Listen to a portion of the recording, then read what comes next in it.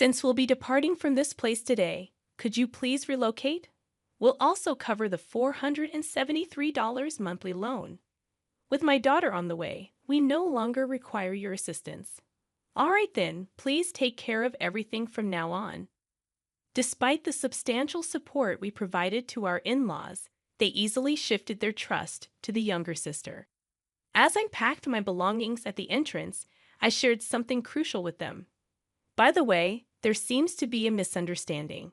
The monthly loan repayment is— As I spoke, their faces turned pale in shock. My name is Emily, a 35-year-old office worker. I've been married to Tom for 3 years. We met through a mutual friend who believed we'd be perfect for each other, and that intuition proved correct. Tom and I were drawn to each other from our first conversation. Tom felt the same, and we started dating.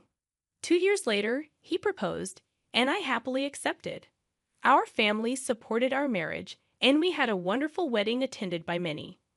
After our honeymoon, we began our life together, sharing household chores and enjoying a peaceful, stress-free life. Tom, having lived alone for a long time, was a great cook, which was a huge help. We cooperated in all household tasks, and we were grateful for each other's company. 3 years passed in the blink of an eye, and our bond remained as strong as when we were newlyweds. However, a significant event occurred when Tom's father fell seriously ill.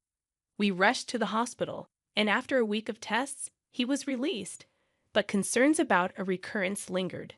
Recognizing that they might not handle another emergency, Tom proposed the idea of living together. "What if we lived together with my parents?" he suggested. It was an expected proposal, and I agreed. We quickly discussed the idea with our in-laws. "Live together?" Tom's mother inquired. "It's not a bother at all," I reassured. "Emily and I are worried about both of you." "Thank you, both of you." Our in-laws, teary-eyed and grateful, accepted our offer, reflecting their underlying anxiety. We promptly moved in with them, and the mother-in-law, understanding that both of us worked, took the lead in household chores. Thanks to her, we could focus on our jobs, and the father-in-law, now retired, spent his days resting at home, which significantly improved his health. Life was joyous, and we all got along wonderfully without any issues. However, our in-laws eventually made a certain proposal. "I've been thinking about this for a while. How would you feel about building a new 2-family house?" the father-in-law suggested. "Huh, but this house isn't particularly spacious or comfortable for 4 adults. If Tom and Emily have children in the future, it'll be even smaller," the mother-in-law explained. "Considering the future, I've been thinking of building a bigger house where we can live comfortably for the rest of our lives. However, it's not something we can afford with just my savings. We will need to discuss and decide together." Tom and I were surprised by the proposal, but we thought it wasn't a bad idea. While the current in-laws' house wasn't too small, it wasn't particularly spacious or comfortable either. Long-term living there might lead to stress building up between us. Perhaps buying a new house where everyone can live comfortably is a good idea. After discussing it with Tom, we decided to go along with the father-in-law's proposal. Subsequently, the 4 of us visited real estate agencies to explore various properties. We considered making it barrier-free for our in-laws and ensuring there were plenty of rooms for future children. Ideally, the new house should be in a safe area, close to both a hospital and a train station, with easy access to grocery stores. Considering everyone's requirements, it seemed like it might be pricey. However, if we were going to live there for the rest of our lives, we didn't want to compromise too much. Every family member felt the same way, so with determination, we decided to build our dream house, even if it cost a lot. After some time, our new home was finally completed. The exterior and interior were both new and beautiful, lifting our spirits just looking at it. "This is really amazing. I can't be sick anymore. I want to stay healthy and live here for as long as possible." The in-laws expressed their joy. My husband and I were equally excited, realizing that this would be the house that would be with us for our entire lives, even when we have kids. I want to play catch in the garden and have barbecues. That sounds great. Let's make lots of family memories here.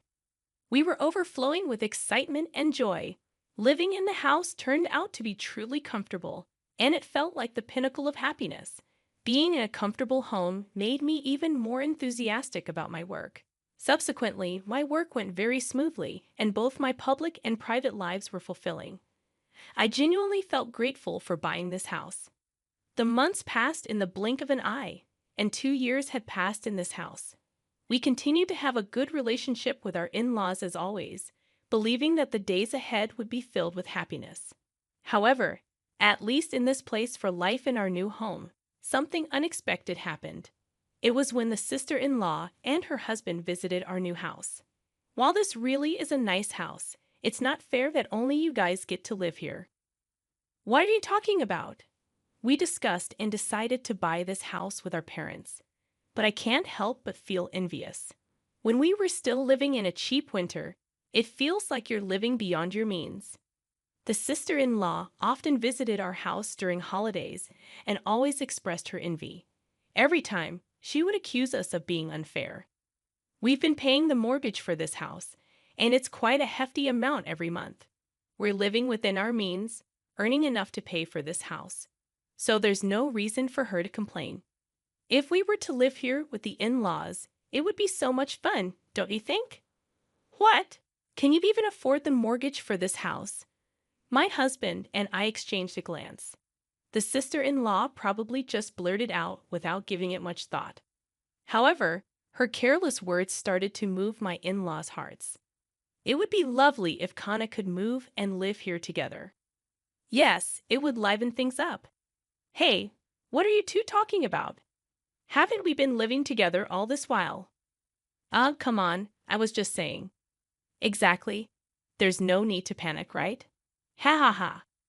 While the in-laws tried to brush it off, it was evident that they were enticed by the idea of living with the sister-in-law. The in-laws seemed to have a particular affection for her, even more so than for Tom. She is a beauty with delicate features and looks like a doll from her childhood.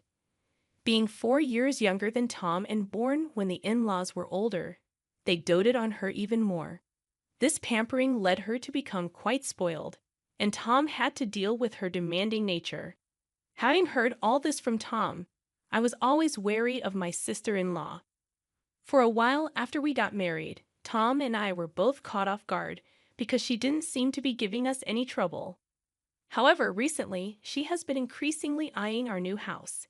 It seems she frequently visits the house during the day when we're at work. Oh, Emily, you're back. Then I'll be leaving now. Huh. I wish you'd stay a bit longer, but Tom and Emily might find it inconvenient. I don't think it's a nuisance. You might say that, but it's evident in your eyes and behavior. Unwanted guests should leave quickly. See you, Mom and Dad. Take care. When the sister-in-law left, the in-laws were visibly upset. They looked as if they wished she stayed longer.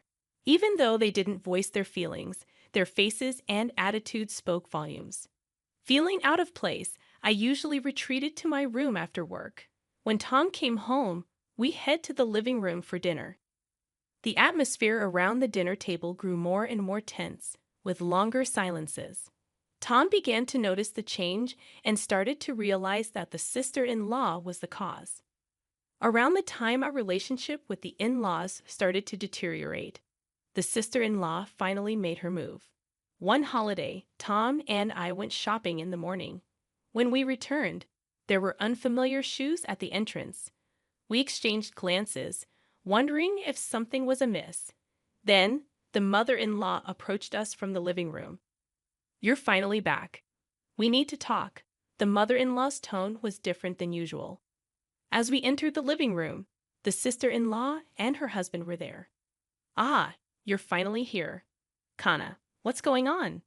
From today, we'll be living here, so please leave. What? Tom and I were taken aback by her sudden declaration. What is she thinking, moving in today? Hold on, it's ridiculous to say that all of a sudden. It's not sudden.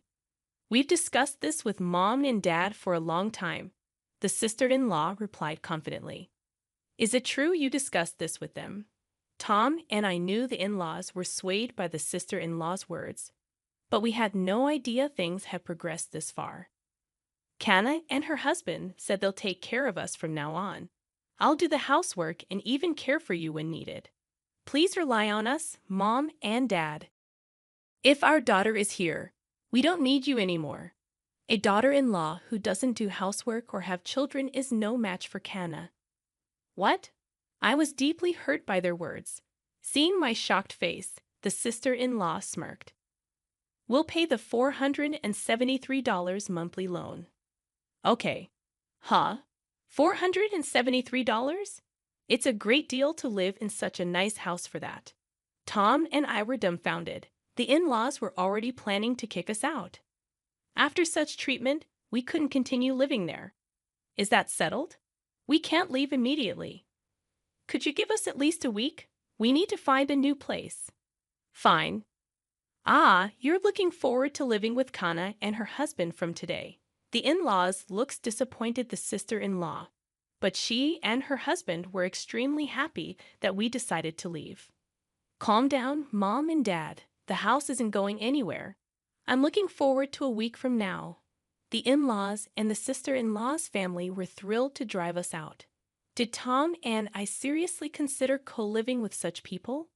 We quickly arranged to view rental properties and moved out within a week. The day to leave our home arrived. Please take care of everything from now on. Don't ever get involved with us or come to this house again. Their words were harsh. We had supported the in-laws so much, and they switched allegiance so easily. Now we can finally live with Mom and Dad in this house. Living comfortably in this house with Kana is like a dream. We got rid of the nuisance after all.